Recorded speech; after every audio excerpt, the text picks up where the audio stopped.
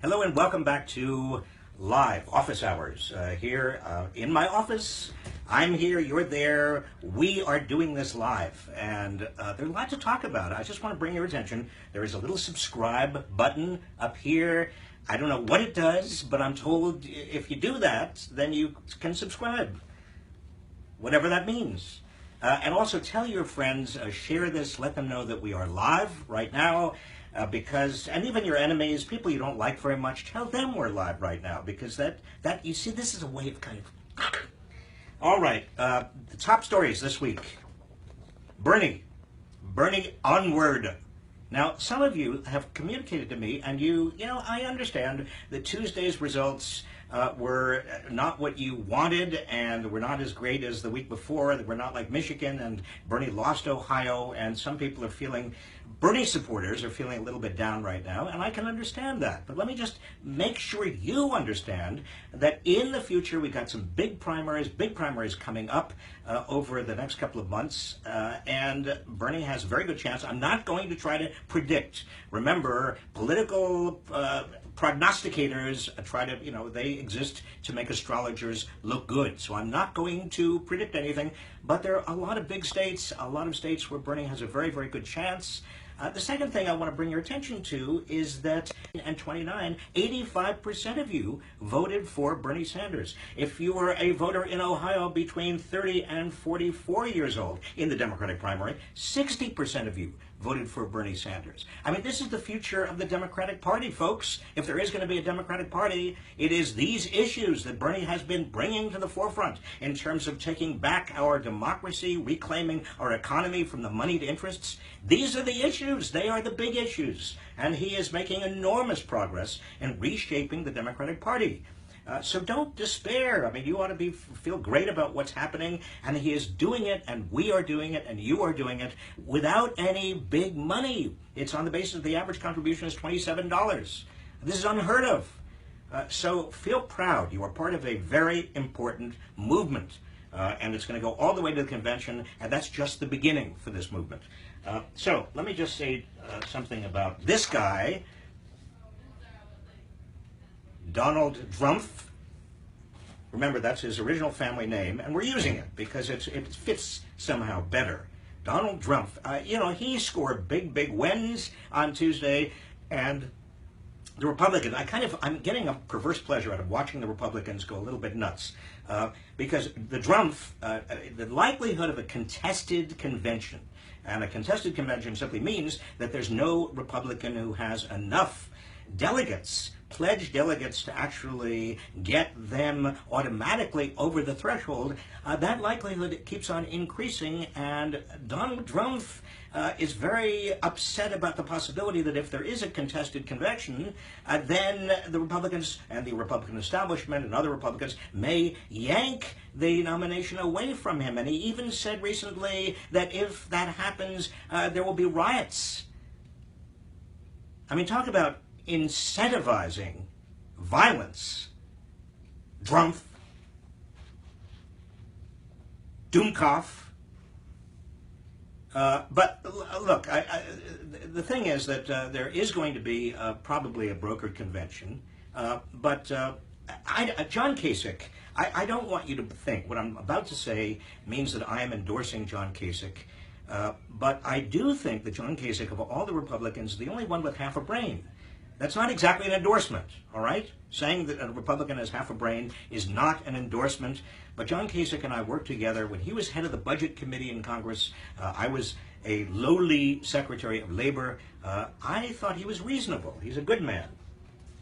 So get behind him if you have to be a Republican. Let me talk for a minute about the Supreme Court. Merrick Garland. I am always suspicious of people who have two last names. It could be Garland Merrick. But this guy, I know people who know him. He's the chief judge right now of the District of Columbia Court of Appeals. People like him a lot. Now, he's very, very moderate. He is very moderate. And there are Republicans, senior Republicans in the Senate, like Orrin Hatch, who love Merrick Garland. In fact, Orrin Hatch said just last week, praising Merrick Garland. This is before Orrin Hatch knew that Merrick Garland was going to be nominated. He said, the president has told me several times he's going to name a moderate, but I don't believe him. He could easily name Merrick Garland, who is a fine man, but the president probably won't do that because this appointment is about the election, so he'll name somebody that the liberals want. Now that's Orrin Hatch.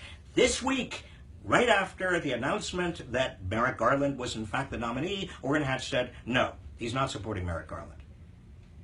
Orrin, I can call you Orrin because I know you. We've worked together. Let me just say something.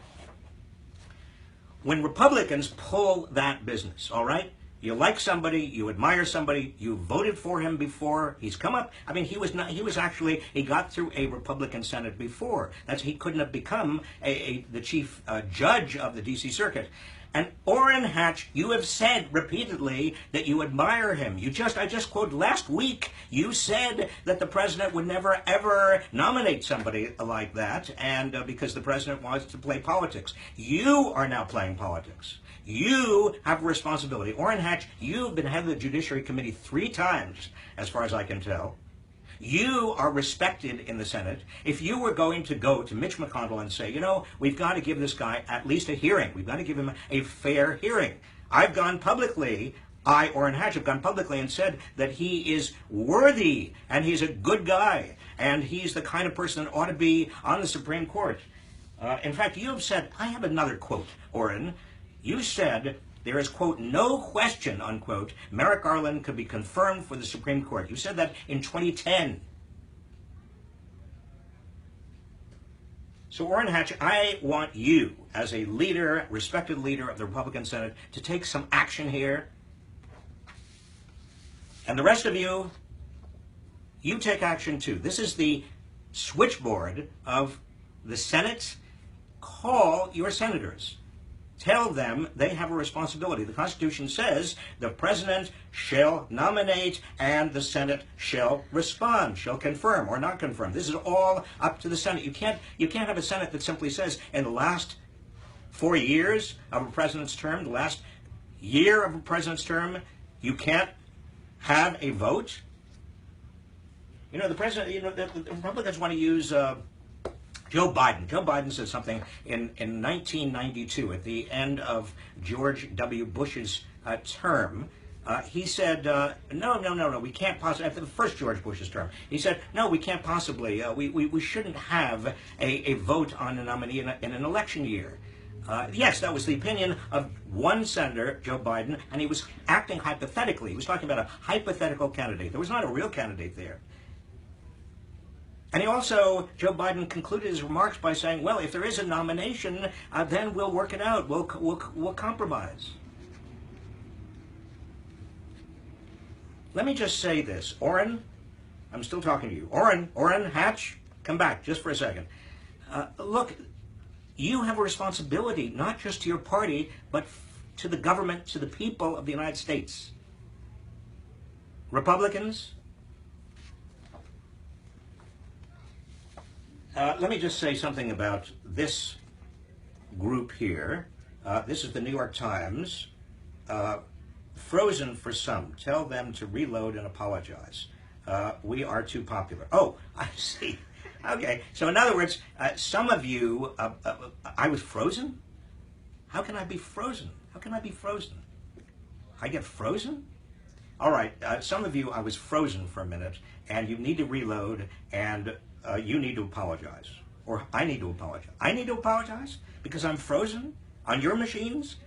On computers, not Anyway, I just want to get back to New York. The New York Times, several days ago, I wrote on Facebook that the New York Times had published an article about Bernie Sanders. It was about the only positive article I've ever read in the New York Times about Bernie Sanders. It talked about his legislative record, that Bernie Sanders has showed extraordinary tenacity in adding small amendments, making small changes in big bills. A lot of Republicans don't even see it, but they are for working people and for poor people, and he's done it for years and years, and he has been very successful. But 3 hours later, the New York Times changed the article.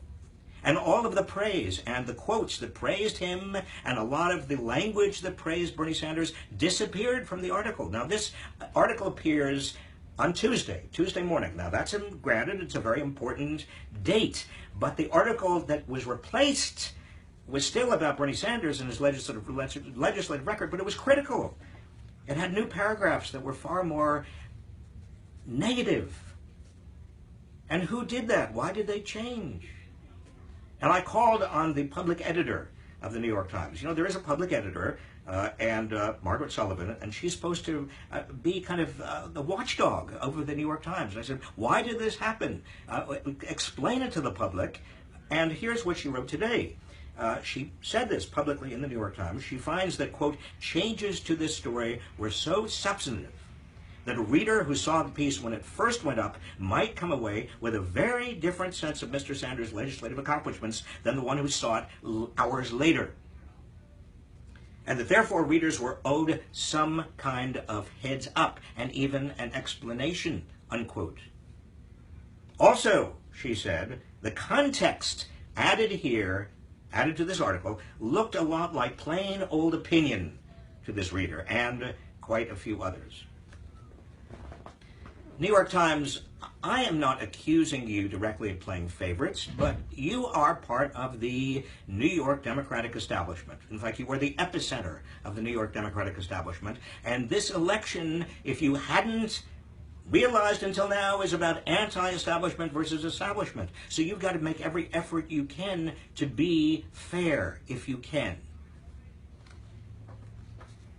Speaking of which, a positive story. I have a positive story. The happiness index was just published. It's the fourth happiness index. For 4 years now, Gallup does a poll, and it's basically international. In every country, there's a random sample, and people are asked on a scale of 1 to 10. If there's a ladder, and you are on the ladder, if you were thinking about the 10 being the happiest, the best life you could possibly be leading, and 1 would be the worst life you could possibly be leading, where are you on that ladder? And then all of those scores are averaged, and you get a happiness index for the country.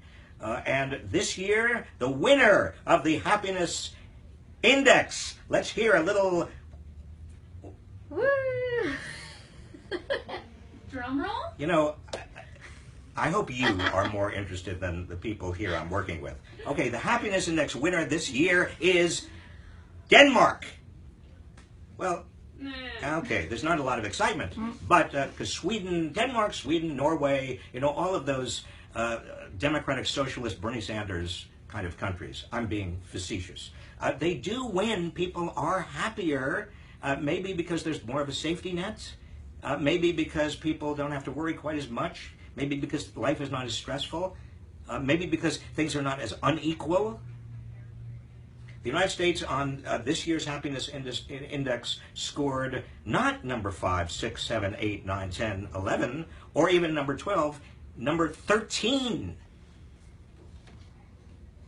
Okay, which brings us to the worst of the week. I wanted you to be kind of happy and sort of excited there for a moment. Now we have the worst of the week, and I'm going to get to your questions in a moment. The worst of the week. This week, it was hard to come to the worst of the week. You know, every week, Donald Trump, the Drumpf, is very, very close to the worst of the week. But the worst of the week actually is Idaho.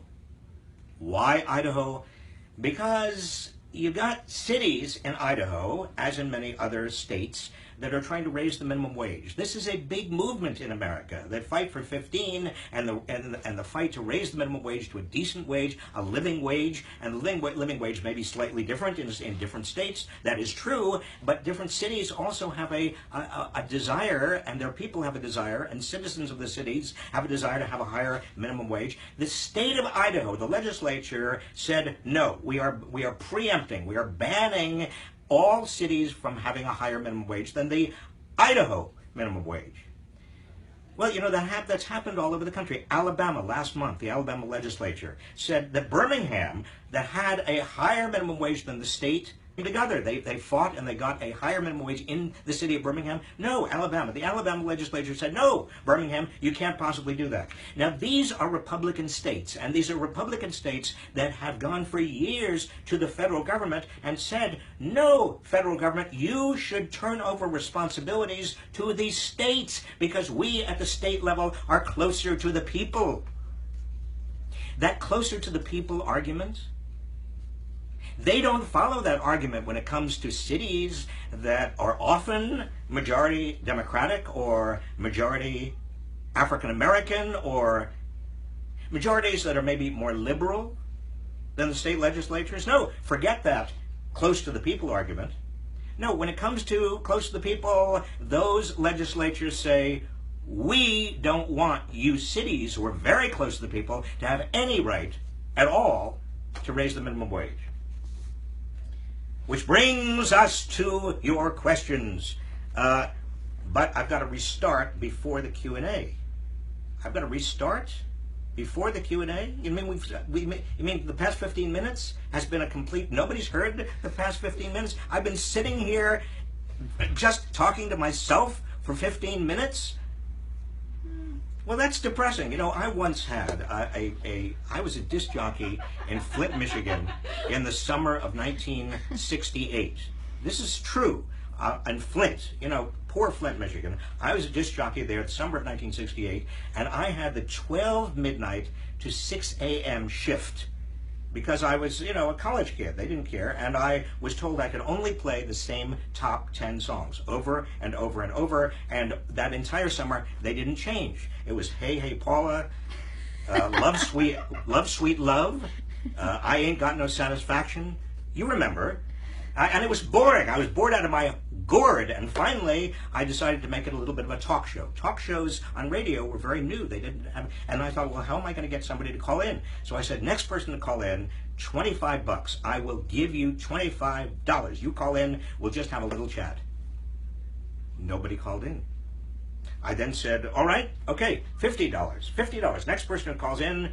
Now I'm sitting in Flint, Michigan, WTRX. I'm sitting there in this glass enclosed radio thing from midnight to 6 a.m. I said $50.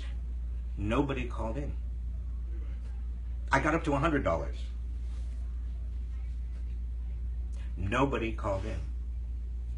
And it was at that moment that I realized that there I was in Flint, Michigan in the summer of 1968, sitting there trying to play the 10 top songs over and over and over again to the people of Flint, Michigan, and nobody was listening. I've had that feeling often in my life, and I just had the feeling again. I mean, I just did this for 20 minutes, and I was just blathering to myself. I'm not going to, you know, I went through all these slides and all these, we had a good discussion with me, just me. All right, let me take your questions.